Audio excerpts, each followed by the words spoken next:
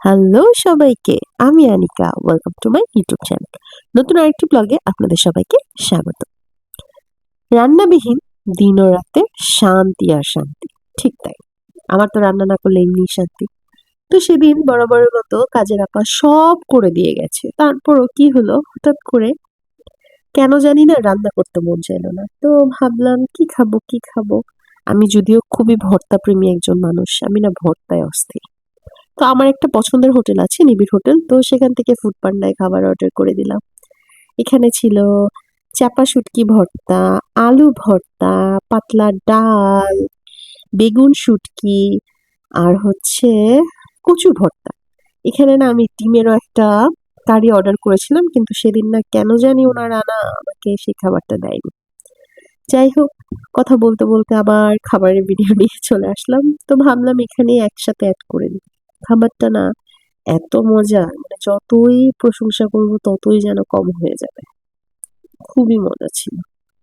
যদিও ওনারা একটা খাবার দেয়নি, আমি কমপ্লেন জানিয়েছি কিন্তু কোনো রিপ্লাই আসেনি। এরপরে না আমার মা খুব মজার আচার বানায়, সেটা খেলাম। এরপরে অনেক কাজ টাজ করলাম। সন্ধ্যায় কিছু হালকা পাতলা নাস্তা এনেছে, মানে সেদিনের দিনটাই ছিল আমার বাইরের খাবার নিয়ে। কি আর বলবো ভাই, আমি এত বাইরের খাবার খাই, যদিও এটা ঠিক না, কিন্তু না, জিব্বা মানে না, শুধু খেতেই মন চায়। তো সমোচা এনেছিলাম ওফো, কথা বলতে বলতে চলে আসলো। তো দিনে তো খেলাম ফুড পান্ডা থেকে, এখন রাতে কি খাবো? তো সেই মুহূর্তেই আমার হাজবেন্ডকে বলা, সে কি খাবে কি খাবে, তো আমি বললাম তুমি কি যেটা আনো। তো বললো যে বুঝছি কি খেতে চাও। আসলেই আমার নবাবের কাচ্চিটা খেতে এত ইচ্ছা করছিল। থ্যাংক ইউ তোমাকে, আমাকে নবাবের কাচ্চিটা এনে খাওয়ানোর জন্য।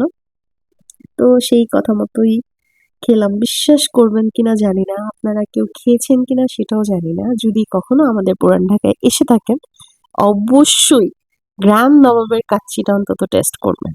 অতুলনীয়।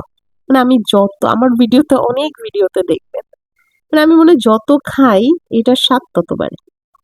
তারপরে আবার সেই মোজো আর কোক সন্ধ্যা এনেছিলাম, সেটা তখন খাইনি, সেই দুটা রেখে দিয়েছিলাম, সেগুলা খেলাম। আর আমি বরাবরের মতো সবসময় বলি, আমি রাতের কাজগুলো রাতেই কমপ্লিট করে রাখি, যাতে পরবর্তীতে আমার কষ্ট না হয়।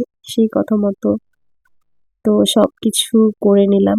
আর এখানের যে, মানে দুপুরে খেয়েছিলাম তারও পাতিল-টাতিল একদম ধুয়ে টুয়ে সব ক্লিন করে নিলাম। সাথে রান্নাঘরটাও।